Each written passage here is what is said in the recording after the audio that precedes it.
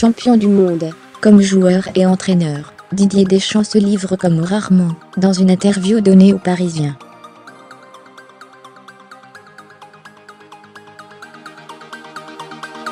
Il évoque notamment son ancien coéquipier en bleu, Christophe Dugarry, qui a régulièrement critiqué l'équipe de France.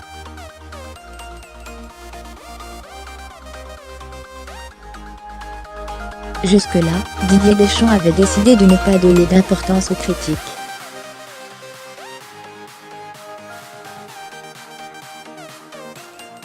Dimanche, en remportant en tant qu'entraîneur la Coupe du Monde, il a fait mentir ceux qui, avant la compétition, avaient fait part de façon parfois violente de leur scepticisme.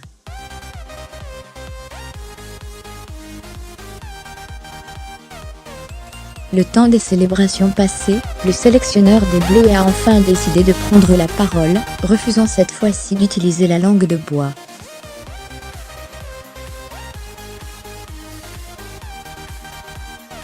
Dans Le Parisien, Didier Deschamps est notamment revenu sur les propos de son ancien coéquipier en bleu, Christophe Dugarry, désormais consultant sur RMC.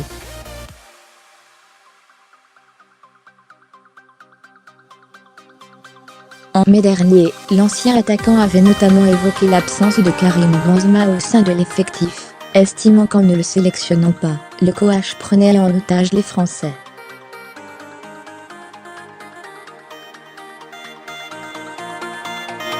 Dans la même veine, il avait affirmé qu'avec Olivier Giroud, la France ne deviendrait pas championne du monde.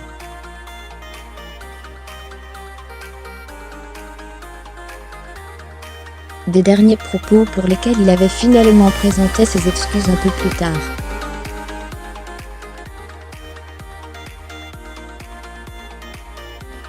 Mais pour Didier Deschamps, son ancien camarade est allé trop loin. Il ne faut pas exagérer quand même.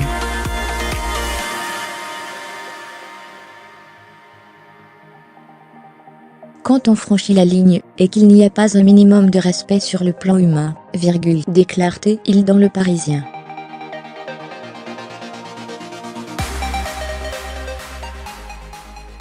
Et d'ajouter, Dugarry ou dire que je prends la France en otage. Cela dépasse l'entendement.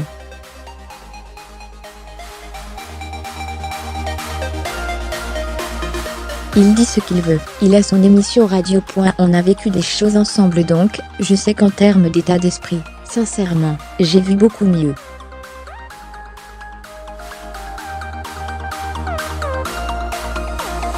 S'il explique et voire encore avec grand plaisir, la majorité des joueurs comme Laurent Blanc, Lilian Thuram, Bixente Lizarazu ou encore Franck Leboeuf ou Bernard Diomède, il affirme qu'avec Dugarry, ça ne serait même pas bonjour, bonsoir.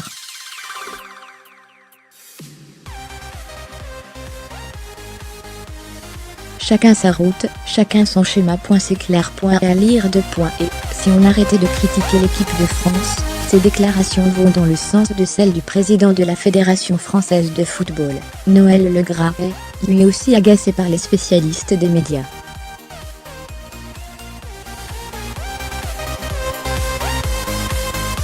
Chacun son boulot. Ils ont souvent été reclassés, parce qu'ils ne savent pas faire autre chose.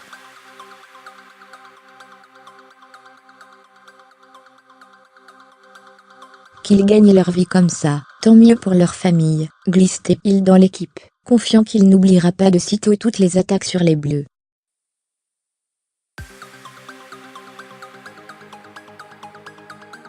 Trop c'est trop, ça n'a pas de sens. On est dans une société qui veut davantage des conflits, que des choses qui avancent normalement.